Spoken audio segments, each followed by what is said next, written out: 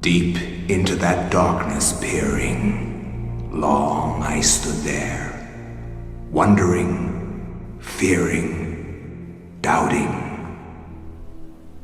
With it being the Halloween season, I thought that this spookiest of holiday seasons could use a little more story time.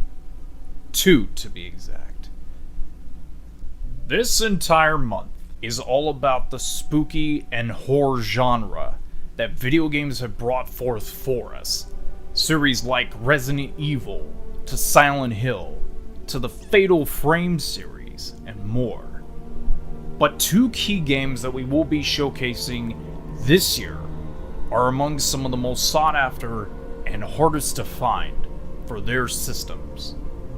But alas, this year, we aren't going to be calling this entire month the Uncommon Valley. We are, of course, changing things into a realm that we would like to call the Unearthly Valley. And boy, oh boy, do we have something special in mind. For this entire month, it will be dedicated to 2 games that are collected upon to this very day. And to start things off, we bring forth a tale of a game that is from the GameCube era of the early 2000s, and it can be only known as Eternal Darkness, Sanity's Requiem.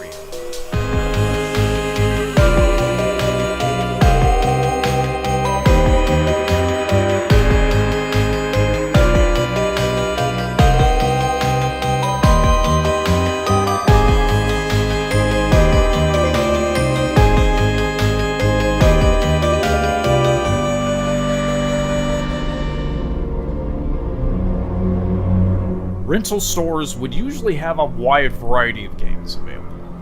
But for me and my brother personally, we never had much as far as money. Our family really didn't get any of the good games that were first out because we could only afford rentals. And one of the games that we saw on the shelf when we came in on a Saturday morning, strangely, was Eternal Darkness.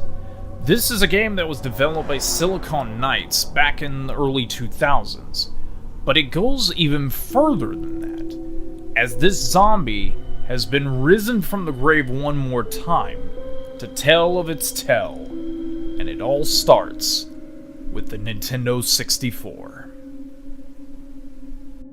The development team consisted of both Nintendo and Silicon Knights, and was originally slated to be released on the Nintendo 64 during its earliest development days. Nintendo during the late 90s was interested in bringing in more edgier titles to its ill-fated platform to help increase more eyes on the product. While the numbers for the system made it the second most bought console of that generation, it would not come anywhere close to the numbers that the PlayStation 1 had generated. Nintendo hired on Silicon Knights with their past successes like games like Blood Omen Legacy of Kain 3 years prior. It would begin working on Eternal Darkness for the N64. Development very early on went smoothly, as it was easy for them to generate models and settings using 3D Studio Max and Photoshop for its textures. There was a wider range of ideas for the game, which one of them being a dreamlike sequence with one of those characters. When discussing how that would work, Einko would describe the dream level as this, where Alexandra is fighting a few zombies and is able to kill them, but always dies, waking up in the bed unharmed. That was in response to a Nintendo producer's thought that he wanted to start killing monsters sooner, and that the story sequence at the beginning was too long. The game was largely finished in 2000, and would eventually be shown playable at events like E3. But while things were looking good for its initial release, things were winding down for the console and majority of Nintendo's focus was going towards its next console, the Nintendo GameCube.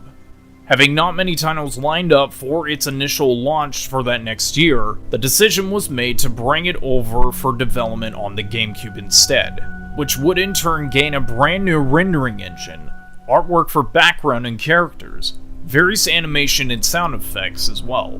One of the ideas that was added on in the development was one of the most innovative features of any horror game in its genre, the Sanity meter.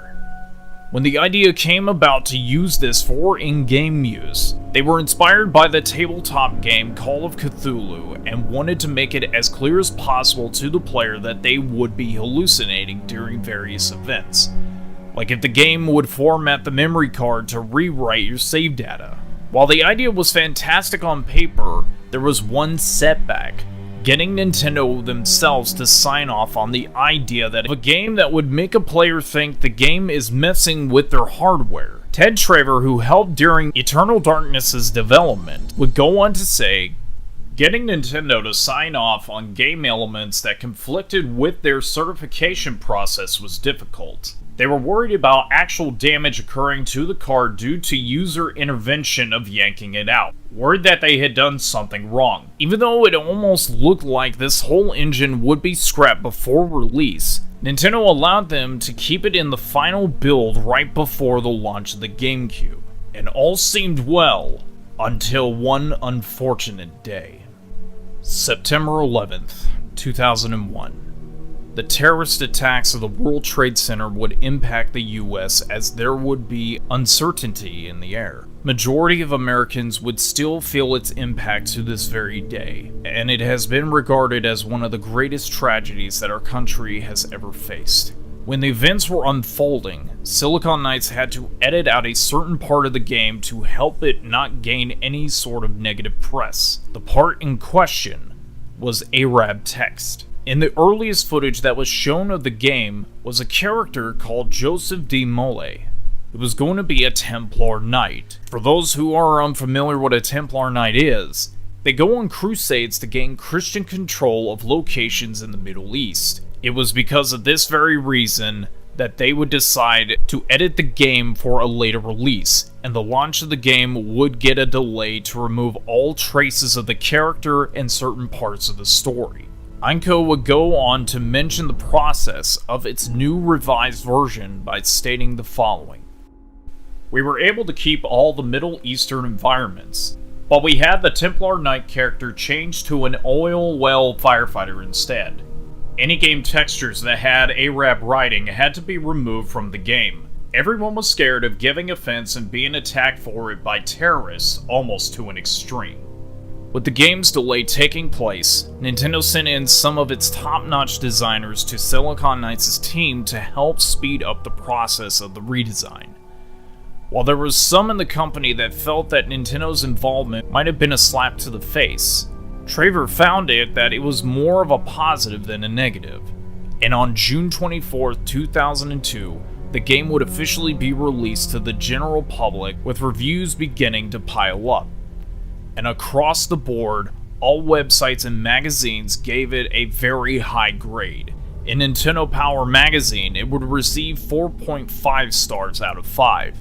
IGN, a 9.6 out of 10. GameSpot and Game Informer, a 9.5. And even Tech TV's Extended Play would give it a perfect score of 5 out of 5. And even to this very day on Metacritic, it will receive around a 92 out of 100, making it among one of the highest graded horror games of all time. And while things were looking up for the game, it would not become the monster hit that many people thought it would be, and would only sell around almost 500,000 copies worldwide, with 17,748 of those copies in December 31st, 2006 from Japan, making it a very late release in the GameCube's life over in that country. While a sequel has been in talks and a spiritual sequel almost coming to light, it would sadly never become official after 2 failed Kickstarters and various other incidents. Eternal Darkness left behind a legacy of being one of the most innovative experiences out there on the GameCube, and would become an integral part of gaming history. Titles like the massively popular Amnesia: The Dark Descent would borrow various ideas from Eternal Darkness itself, and would help to reshape the horror genre for the better. Many regard Eternal Darkness as among one of the greatest horror games of all time, and that still holds true to this very day. And if you've never had the chance to experience such horror, you owe it to yourself to play it this Halloween season.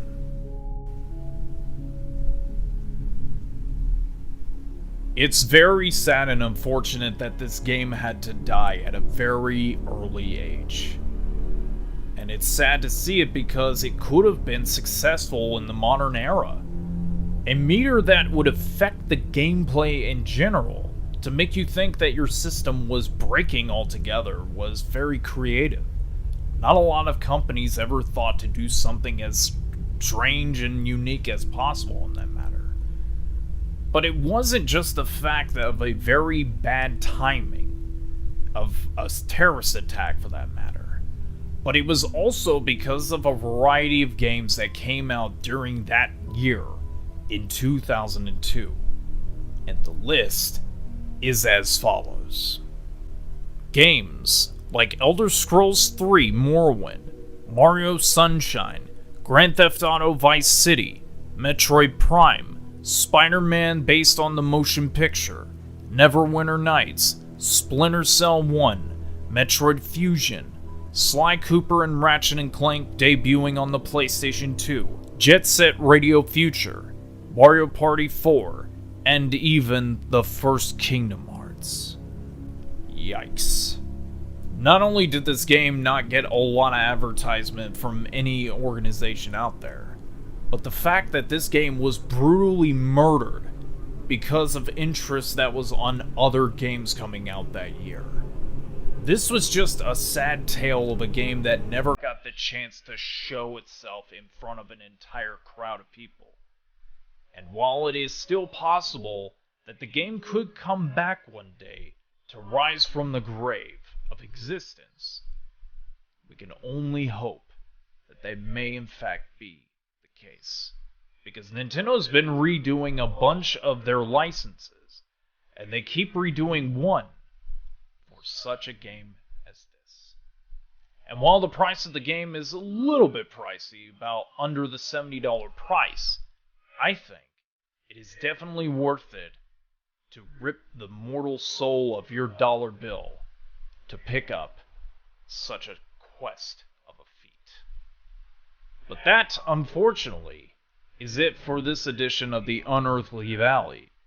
But there's one more video game we've got to cover over, and it is quite possibly one of the most controversial episodes that we will be doing to date. But of course, I will leave it for another time. But that is all for this edition of the Unearthly Valley. Thank you for watching as we spook to the past